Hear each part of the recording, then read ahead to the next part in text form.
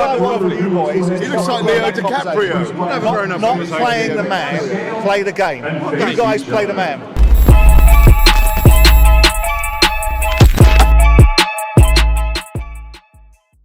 Pro boxing fans here in London with none other than Simon Jordan. Simon, it's been an eventful weekend in boxing. Dillian Whyte failing a drug test, putting a massive downer on the state of boxing right now. But what did you make of that situation? Disappointing, obviously, because I think it was a really, really good fight. I was excited for the fight. I thought it was a fight that had lots of jeopardy, lots of motivation, and lots of spite attached to it. So disappointed. On the other side of the argument, if these things are going to happen, you want to see boxing being able to capture these scenarios. Now, we all know that Dillian's got to be able to have an opportunity to prove his innocence, but we want boxing to be operating at a high level, and if people are producing adverse findings, then it shows that some aspect, irrespective of the fact that we're only getting 50 or 60 out of competition tests per year, UCAB, which is not enough for a sport of this significance, but it did catch this situation. So I'm disappointed. I do think it's a fight now that isn't quite as compelling, but it still has the same jeopardy for Anthony Joshua, because when Anthony Joshua walks in a building, as you can see in this space, he's a superstar. Whether I think he's the best heavyweight is irrelevant. He's a superstar that creates eyes on the prize and creates an expectation. So Helenius comes in, and whatever Anthony does, he can't win on, because if he knocks him out in one round, everyone says he should have done it.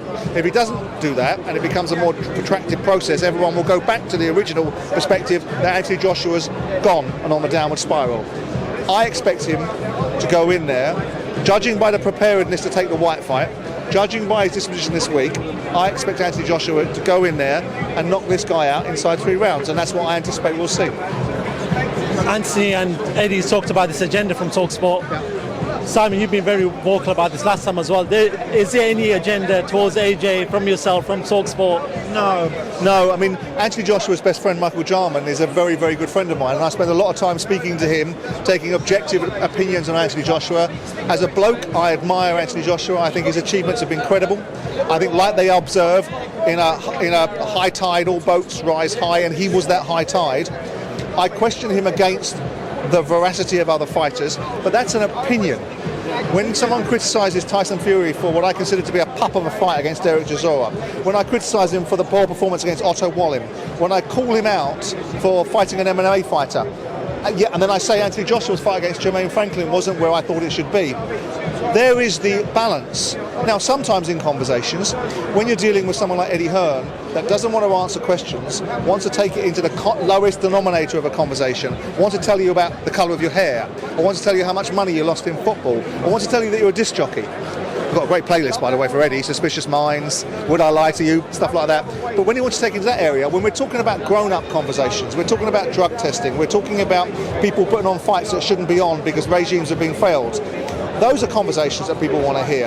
And if I misspeak and say, oh, you cancelled the fight promptly, and that was on Saturday, oh no, it wasn't Friday, that's irrelevant. That's background noise.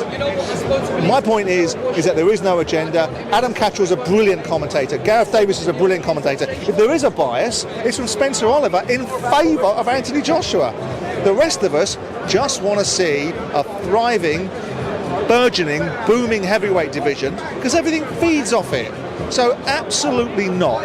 I admire Anthony Joshua. I admire his achievements.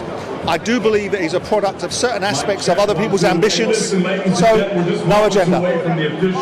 There's a lot of talk about AJ Wilder after this fight in January in Saudi Arabia. What do you make of that fight, given AJ's past performances, going into this fight and Wilder's last performance as well? I think it will be a great fight. I worry for Anthony in it, but if Anthony Joshua overcomes Helenius in style, which I expect him to do, if he then is able to dispatch Wilder, then we have Fury Joshua, and that's the fight that everybody wants to see. So I'm behind that. And some of the things I've said about Joshua being a flat track bully, I want to eat crow. I want to be wrong. I want to be told why I'm wrong. I want to see him go in and beat Helenius. I want to see him beat Deontay Wilder, and then I want to see him fight Fury. And I'm going to be the first person, for however relevant my opinion or isn't, that will turn around and say, by the way, when I said you fought Molina and Brazil, they weren't good enough, and by the way, you hid behind the jab against Ruiz to win it back. By the way, here's a big bag of crow that I'm more than happy to eat because I was wrong and you were right. How important is it that these big boys face each other very soon before they all fizzle out and we're left with a bit of a transition in the heavyweight division? Well, I think it's massively important. It's massively important in any division that the best fight the best. And more so in the heavyweight division because the ecosystem of boxing is based upon the heavyweight division funneling down. I thought you were going to bash me up. I'll give you a cuddle. Give me a cuddle. How are you? I'm all right. I'm okay. I didn't like the goblin comment. Oh, I don't like no comments that you make either. What did I say? Isn't he the one that did all his money in football? Isn't he? I'm going to bash him up when I see him at the last one. Well, that's what you were saying when you were out for a run. Oh mate, I couldn't bash you up. You're too strong for me. Those arms. Thank you. You all right? Yeah, you? Good. All right. See, we love each other really. We're fine. We're fine. Are you guys alright? I don't like short people. You're not much taller. You called him a bag carrier. I'm 6 foot. I called him a tea maker. Yeah, well that was out of order. Well, might be technically No, accurate. the goblin bit was out of order. The goblin bit. That hurt.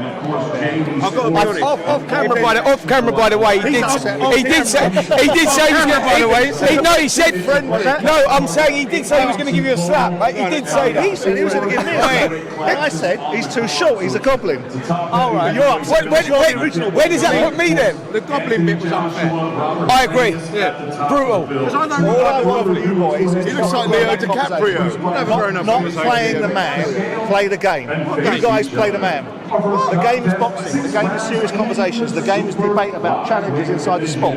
Not whether I've got blonde hair, not whether I've got earrings, not whether I've done £50 million in a football club that one day you might make. Right? The bottom line is grown-up conversations, and you guys don't want to have them, you want to play the man. We have grown-up conversations. Good, look forward to it. You speak like you know every fact. I don't. You do. I don't know as much as you.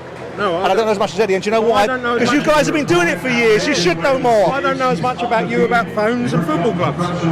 And there's lots of things I don't know. Or DJing. I'm a good DJ. I'm the highest paid DJ around. What were the songs? Oh, Suspicious Minds, Would I Lie to You, Sweet Little Lies.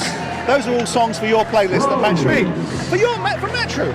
I will have a grown-up conversation with you. I'll look forward to it. Can't wait. Look forward to it. See it. Enjoy.